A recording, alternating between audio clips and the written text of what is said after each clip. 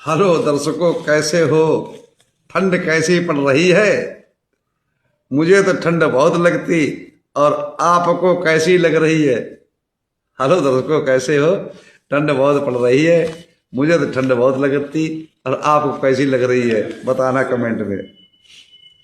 Follow subscribe करो न करो ये तो आपकी मर्जी है, पर ध्यान लगाकर, चित्त लगाकर, मन लगाकर, माइंड लगाकर, दिमाग लगाकर सुनते रहो, बस यही हमारी अर्जी है। हमने तो इसलिए कम्बल ओढ़ लिया, अगर नहीं ओढ़ते तो नरेश जो साक्य है हमारे सरौरिया ब्लाक वजीरगंज बदायूं वाले, और यही बोलते भंती जी, हमें तो कहते लाइव पे जाया करो, कम्बल ओढ़ लिया करो ठंड में, और आपने खुद नहीं ओढ़ा, तो इसलिए मैंने ओढ़ के बैठा हूँ। आओ सुनाए हम सबको धम्पद की एक कहानी। धम्पद की गाथा 119-20 और पापव की चौथी पांचवी। जब तक कर्म का फल न मिले पाप कर्म अच्छा लगता है। जब तक कर्म का फल न मिले, जब तक कर्म का फल न मिले पाप कर्म ही अच्छा लगता है। जब पापों का फल मिलता है तो सोच सोच पछताता है। ऐसे ही पुण्य करने वाला मन में यही सोचता है, ऐसे ही पुण्य करने वाला मन में यही सोचता है,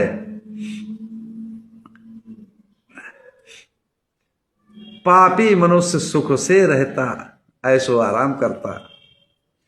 पापी मनुष्य जो दुष्कर्म करता है, बेईमानी करता है, भ्रष्टाचार करता है, पापी मनुष्य सुख से ऐसो आराम से रहता, और मुझे चैन नहीं मिलता है, कमाने खाने में चैन नहीं मिलता है। अब पुण्य कर्म करता ना, इसलिए तो ये सारांश मैंने बता दिया 19वीं-20वीं गाथा का आज का। चलते हैं इस घटना की तरफ कि तथागत सम्यक संबुद्ध ने इस गाथा को किसके उद्देश्य से और किस जगह पर और क्यों कहा इन गाथाओं को। तो चलते हैं उस कथा की तरफ, उस व्यथा की तरफ, उस विवरण की तरफ। भाई सर्दी बहुत है, जुकाम खांसी हो रहा है, कुछ कह नहीं सकते, गला भी बैठ रहा है, खूब काढ़ा पीता हूँ। फिर अब समस्या ये है कि मुझे इधर उधर भाग जाना पड़ता है सामाजिक कार्यों में ठंड में, तो इसलिए जो है कितना भी बचाव करो फिर भी सर्दी लगी जाती है। एवं मे सुतंग एकं समयं भगवा सावथियं विहरति जेत बने अनाथ पिंड कश्य आरामे। ऐसा मैंने सुना, एक समय तथागत सम्यक संबुद्ध श्रावस्ती के अनाथ पिंडक द्वारा बनाए हुए जेतवन आराम में विहर रहे थे। उस समय की घटना है, उस समय की कहानी है, उस समय की ये कथा है कि जो अनाथ पिंडक बड़ा श्रेष्ठी था, नगर श्रावस्ती नगर का मानव श्रेष्ठ था। भगवान बुद्ध धम्म के संघ के प्रति इतनी आस्था थी उसके अंदर कि 54 करोड़ के सोने स्वर्ण के सिक्के बिछाकर उसे जमीन खरीदी, उतनी ही कीमत से उसको बनवाया, और उतनी ही कीमत से उसने औषधालय, शौचालय, भोजनालय, व्यायामशालाएं, ये सब बनवाए। उपदेश करने की शालाएं बनवाई। तो इतना करने के पश्चात देखो, समय परिवर्तनशील होता है, एक सा समय नहीं रहता। श्रोतापन्न हो चुका था, बहुत समझदार हो चुका था, बुद्ध धम्म संघ के प्रति बहुत आस्थावान था, श्रद्धालु था। तो धीरे धीरे करते करते उसका एक नित्य क्रम था कि दिन में 3 बार भगवान बुद्ध के दर्शन करने जाता था जेतवन में।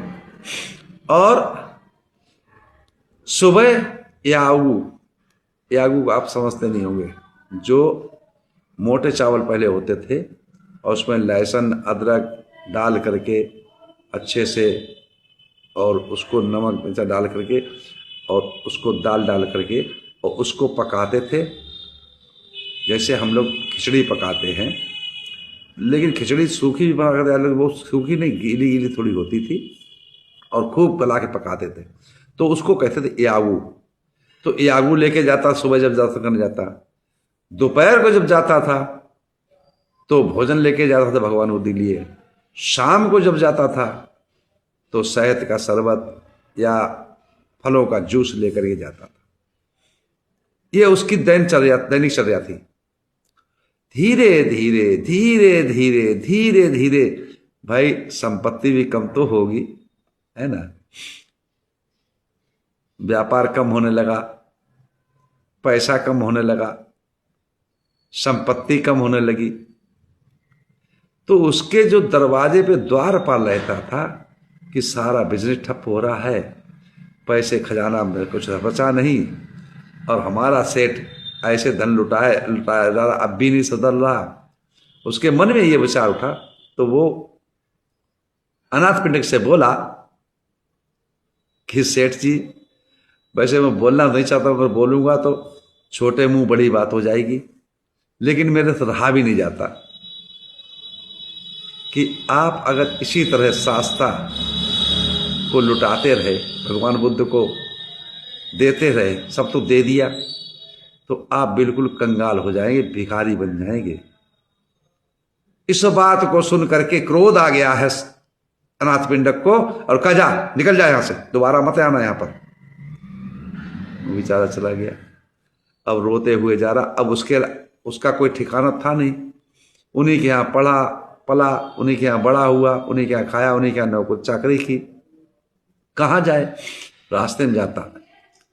तो जिसको इंद्र कहते हैं, देखो लोगों को कुछ शंकाएं हैं, हम अब कथा में जो आता है, त्रिपिटक में आता है, उसको बोलना तो पड़ेगा ही। इंद्र, अब उसकी व्याख्या करने के लिए, उसके पूरी जानकारी के लिए हमसे वाकई व्यक्तिगत मिलकर के बैठ करके तब संशोधन हो सकता है, तब हम बता सकते हैं उसके कि हाँ था कि नहीं था, अब कैसे था। तो इंद्र मिलता है, शक्र, वो कहता भैया कैसे दुखी हो रहे हो, क्या बात हो गई, रोता हुआ जा रहा। तो कह रहे नहीं दुखी इस बात से हूं, ऐसी सी बात थी, मैंने ऐसा ऐसा कह दिया। तो इंद्र वो समझाता है कि देखो तुम्हारे सेठ के 18 करोड़ रुपए कर्जा ले रखे लोगों ने, और सेठ को ध्यान भी नहीं है। उन्हें कर्जा को ले आओ, और तुमने पाप कर्म किया है तो इसका पश्चाताप करो, और 18 करोड़ तुम्हारे सेठ के पूर्वजों ने गाड़ दिए थे, वो फला फला जगह कर है, उनको निकाल के बता दो कि हाँ ये है। और 18 करोड़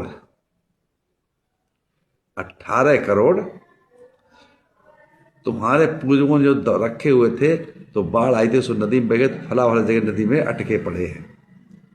अगर ये देने के पश्चात फिर तुम उनसे अनाथ पिंड से माफी मांगना, अन्यथा अभी जाओगे माफी मांगो तो वो माफ नहीं करेगा।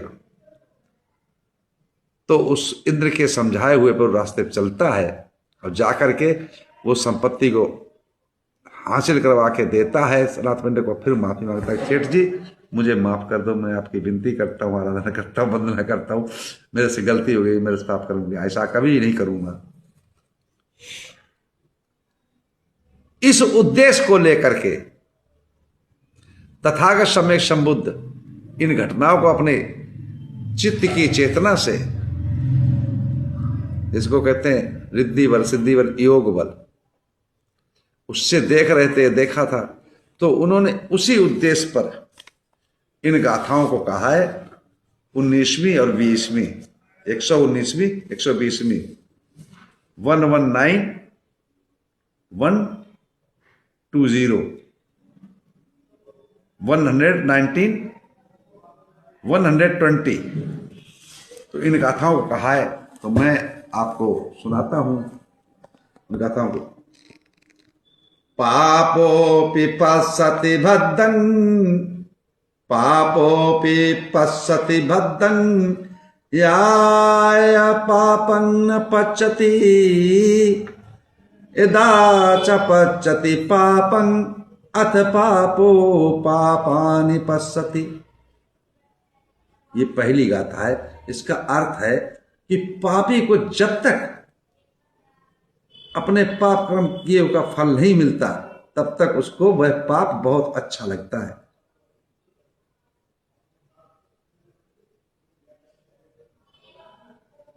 लाभकारी दिखाई पड़ता है।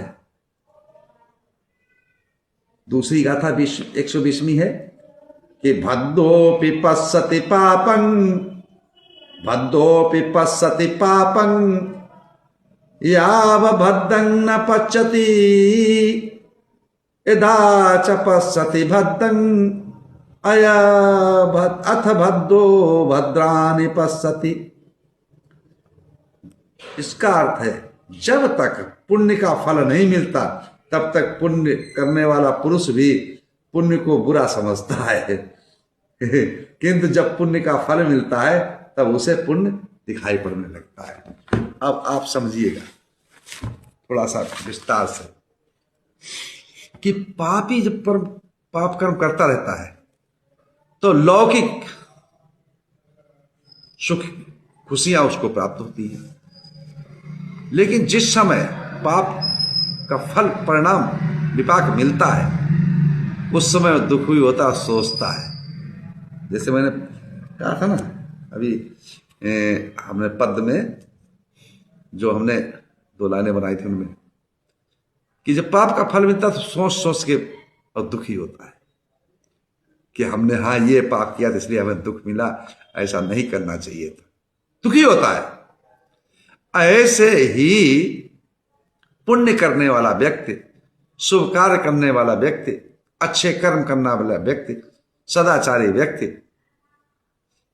समाज का सेवक जब पुण्य कार्य करता रहता है तो जब देखता है कि दुष्कर्म जो कर रहा है, पाप कर्म जो कर रहा है, अन्याय जो कर रहा है, वो बड़े ऐशो आराम से जीता है। जैसे हमारे एक जो है ईश्वर सिंह फौजी हैं हमारे, जो पार्क में जाते वही घर है उनका, बहुत सेवा करते हैं बेचारे।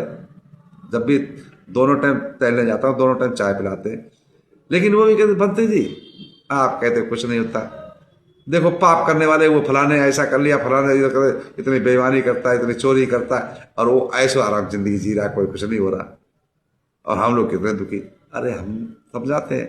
तो ऐसे व्यक्ति कहते हैं पुण्य करने वाले, अच्छे कर्म करने वाले, फौजी बहुत स्वभाव अच्छा है, कोई भी आ जाए खाना पिलाओ, पानी पिलो, गर्मियों घूमने आते तो पानी ठंडा मांगते तो फिर पानी देते हैं, सर्दियों में कोई भी पहुंच जाए भैया क्या समझा उसकी जो कहते हमें देंगे चाय तो जो भी निकलता होगा भैया चाय पी लो, भैया चाय पी लो, लेकिन नहीं कोई पीता कौन है, हमारे जैसे तो पी लेते कि भाई जहाँ मिल जाएगी भाई खाते हैं, जो दे देगा वही खा लेंगे, जो दे दोगे वही पी लेंगे, है ना।